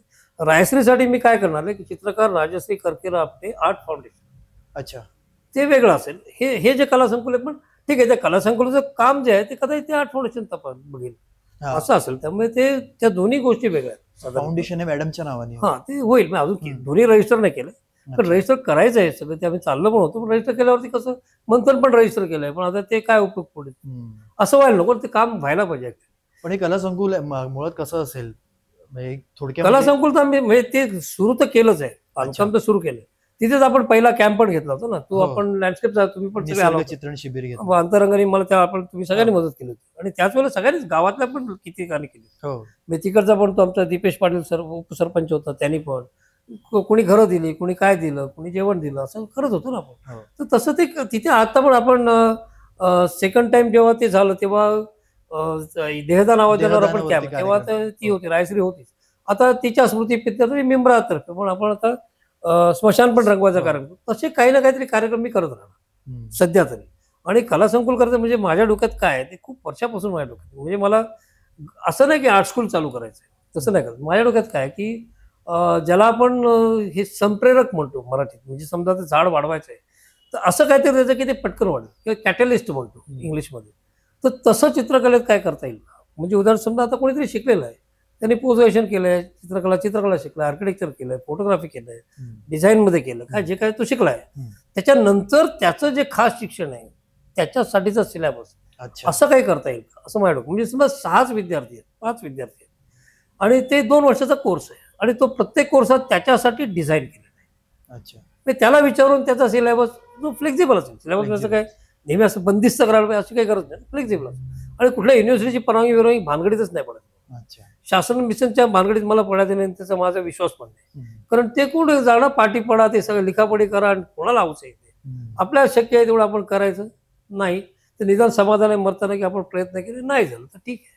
त्याच्यामुळे त्याच्यात काय प्रश्न ते मला विदाऊट शासन स्तरावरती करायचं. मग कुठल्या युनिव्हर्सिटीची परवानगीची पण मला गरज. ज्यांना वाटतं की त्यांना तिथे ॲडमिशन मिळेल आणि काय बिघडत बरं त्यांनी पोस्ट ग्रॅज्युएशन केलं असल्यामुळे त्याला सर्टिफिकेट त्याला व्हॅलिड पाहिजे त्याच्याकडे आहेच की. माझ्या सर्टिफिकेटची गरज नाही. माझ्याकडे त्याला ज्ञान काय मिळेल त्याचा त्याला उपयोग त्याचं डेव्हलपमेंट कसं करता येईल त्याची स्वतःची त्याच्यासाठी काय. आणि ते कसं की 2 वर्षाचा कोर्स असताना तो रेसिडेन्शियल असतो तिथेच राहायचं आहे तुम्हाला. अच्छा.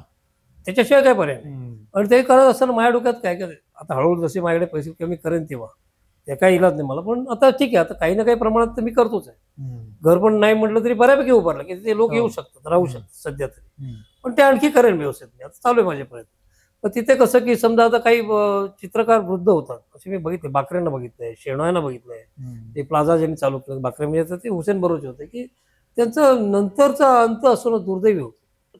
किंवा शिक्षक असेल एखादा, तो म्हातारा झाला, त्याला लेक्चर देण्याची, आपलं काहीतरी ज्ञान सांगण्याची एक ती सवय असते ना, ती जाणार नाही ना. माझ्या ते सगळ्यांमध्ये असते, सगळ्याच म्हाताऱ्यांमध्ये असते. पण ते घरच्यांना ते शक्य नव्हतं, कारण की त्यांचा वेगळा असतो विषय, हा वेगळा असतो. मग ते फार त्याला असं कधी कधी होऊन जातं किंवा एकटा पण पडतो. असं मी बाकऱ्यांना बघितलंय, शेणवायांना बघितलंय किंवा असे काही बरेचसे बघितले. तर त्यांच्यानं जर का मला इथे वृद्धाश्रमासारखं इथे आणता आलं, हम्म. जे काही 4-5 कोण असतील त्या वयाचे, तर काय होईल की त्याचा उपयोग या विद्यार्थ्यांना होईल, की जे माझ्याकडे विद्यार्थी येऊन राहतील रेसिडेन्स. बरोबर. आणि ते त्यांना 1 वर्ष 2 वर्ष सहन करू शकतात, नंतर कंटाळतील, पण तो दुसरे येतील आणि त्यांच्या ज्ञानाचा खरंच त्यांना उपयोग हम्म. असं. आणि ते पण सांभाळ आणि त्यांना त्यांच्या कुटुंबात आल्यासारखं वाटतं. शेवटी कलाकाराचं कुटुंब हे कलेमधलं आणि कलाकारच असतं. तो किती घरी असलं तरी त्याला वाटतंच ना की कलेत बाकीचे असलं तर त्याला बरं वाटतं ना. हो. तर ते जास्त त्याचं कुटुंब राहील आणि आता त्याच्या समाजाला त्याचा उपयोग पण होईल. माझं भाग्य असं की मला चांगले शिक्षक मिळाले कॉलेजमध्ये पण. जेजेला तर मिळालेच, म्हणजे फाउंडेशनलाही मिळाले, ते बादेकर किंवा नाबर सरांसारखे मिळाले, कुलतेंसारखे मिळाले, मृगांक जोशींसारखे मिळाले, कितीतरी नावं गेली, सोनवणे सरांसारखे मिळाले, खूप शिक्षक मिळाले. आणि शाळेतले तर नावं सांगितलीच मी. तर ते असे चांगले शिक्षक त्यांना पण मिळावे, इतर पिढ्यांना पण होईल. तसं मी हळूहळू जर का असं केलं तर त्याचा फायदा होईल. नक्कीच. असे होऊ शकतात ना. हो. असं ते मला करायचं आहे, बाकी काय नाही. आपण आता पॉडकास्टच्या अतिशय शेवटच्या टप्प्यावरती आहोत. माझा शेवटचा प्रश्न आहे की कलाक्षेत्रामध्ये तुम्ही काम करत असताना आत्ता ह्या कलाक्षेत्रामध्ये येणाऱ्या विद्यार्थ्यांना तुम्ही काय सांगाल, हा एक माझा प्रश्न आहे. आणि त्याला जोडून दुसरा असा विषय आहे की AI आपण आता पाहतोय, ऐकतोय, आणि AIचा ह्या कलाक्षेत्रावरती कसा परिणाम होईल, कारण डिजिटलायझेशन होत आहे, विद्यार्थी डिजिटल गोष्टीकडे सगळीकडे वळत आहेत, तर ह्या AIमुळे कलाक्षेत्रावरती काय परिणाम होऊ शकेल का, हा माझा प्रश्न आहे. आता पूर्वी पण कम्प्युटर नव्हते, कम्प्युटर आले, मग त्यांनी काय जे ॲडव्हर्टायझिंग एजन्सी ती त्यांचं काम सोपं झालं. AI मुळे पण आर्टिफिशियल इंटेलिजंट आहे, इंटेलिजंट नाही आहे. इंटेलिजंट आपणच आहोत. तो कसा वापरायचा आपण त्याच्यावर ना. ते एक टूल आहे, ते एक माध्यम आहे. आणि फक्त AI नाही, त्याच्या पलीकडे येणार आहे ते महत्त्वाचं आहे की जे आता कम्प्युटरचं क्षेत्र, डिजिटल क्षेत्र जे म्हणतोस ना, म्हणजे बायनरी कोडवर चालतं, 0 आणि 1 वर जे चालतं ते जाऊन क्वांटम कॉम्प्युटिंग येणार आहे. म्हणजे फोटॉन इलेक्ट्रॉनवरचे काय, तर मला त्याचं पूर्ण ज्ञान नाही आहे, पण ते हळूहळू येईल. म्हणजे ह्याच्यापेक्षा ते फास्ट आणि काहीतरी वेगळं असं पण होऊ शकेल ना. AI वरचे पण काही काही प्रॉब्लेम येतील, कारण AI ला कॉपीराईटचं काय करणार, असं हळूहळू येतील, ते सगळ्याचे प्रश्न येतील. आणि तेच पण मुळात जरी AI असला तरी AI वापरणारा कोण आहे. फक्त AI ला आता आपण काय बघतो की AI ला आपण प्रश्न विचारतो की बाबा चला माझं भविष्य काय, किंवा काय जगातले काहीतरी विचार जे गुगलला विचारतो ते AI ला विचारतो आणि मग AI तुम्हाला करून देतो किंवा काहीतरी स्केच करून देईल. पण जो मानवी टच आहे, माणसाचा जो स्पर्श आहे, हा माणसाचा स्पर्श आहे, तो कायम राहणार आहे ना. तसं उदाहरण एक माझी एक कविता इकडे ह्याला लावलेली आहे पुण्यामध्ये, ती मला आईच्या दुधाचं ॲप नावाची कविता आहे. हो, म्हणजे त्याच्यात ती 4च वयची काहीतरी कविता. तर कविता मला एक्झॅक्ट माझीच कविता, मला ती पूर्ण नाही आठवत.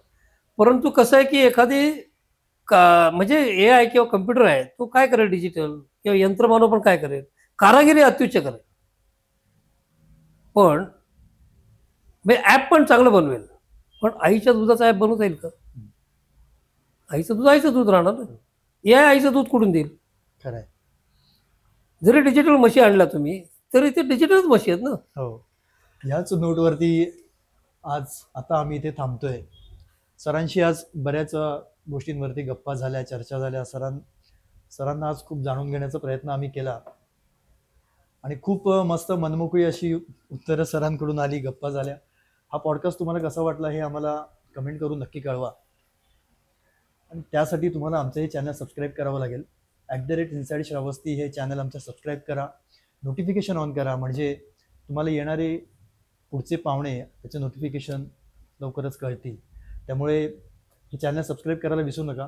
मी सरांचे पुन्हा एकदा खूप खूप मनापासून आभार मानतो की सर तुम्ही आज वेळ दिलात आणि इतक्या छान गप्पा मारल्यात. खूप खूप धन्यवाद. माझ्याकडून काय बोलताना चूक झालं असेल तर म्हणजे होऊ शकतं, बोलण्याच्या काहीतरी हरकत नाही. थँक्यू.